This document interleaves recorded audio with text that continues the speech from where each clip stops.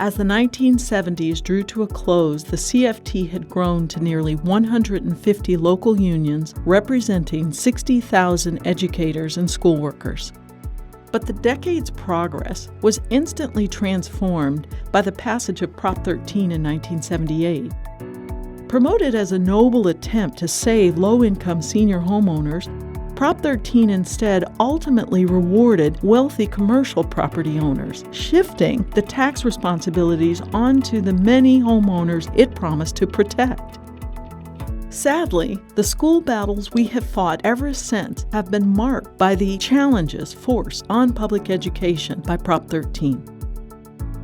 The 1980s and the anti-union Reagan administration saw the rapid decline of the labor movement in the private sector, but that decline was offset by continued organizing and activism within the public sector, especially in education.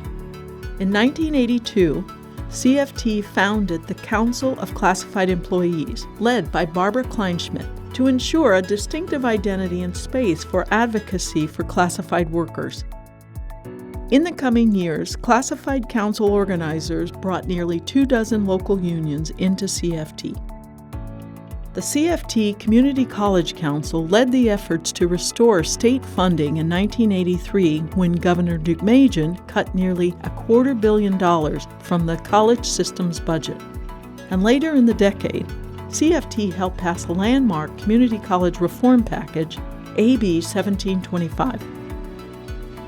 In 1985, Miles Myers succeeded Raul Tilley as president of the CFT, bringing a strong focus on teachers as researchers as the most qualified professionals to lead education policy.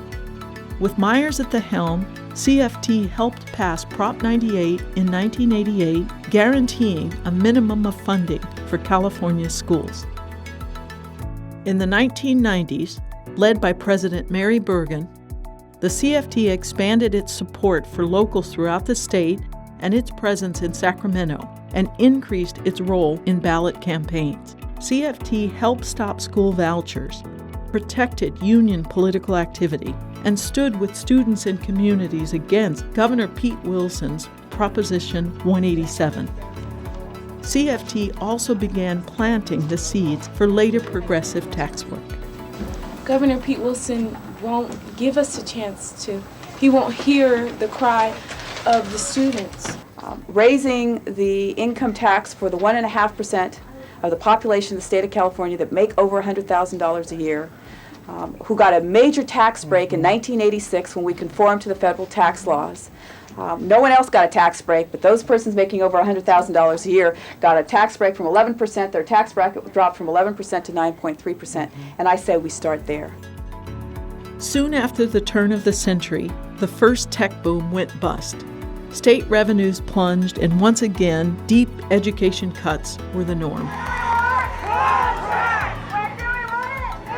In response to the cuts, for the first time ever, lecturers went on strike across 5 UC campuses, resulting in one of the best contracts for contingent university faculty in the country.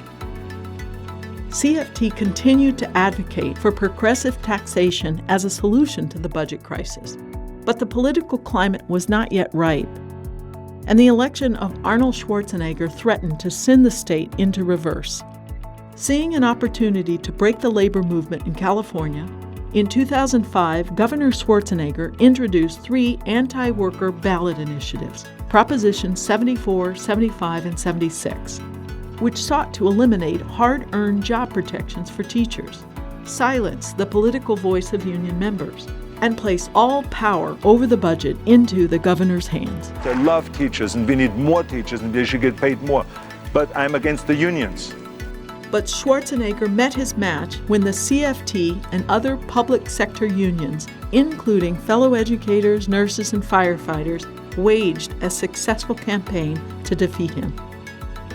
Years of persistence and organizing would finally pay off when the Great Recession began, and CFT was perfectly positioned to win a major victory for tax fairness.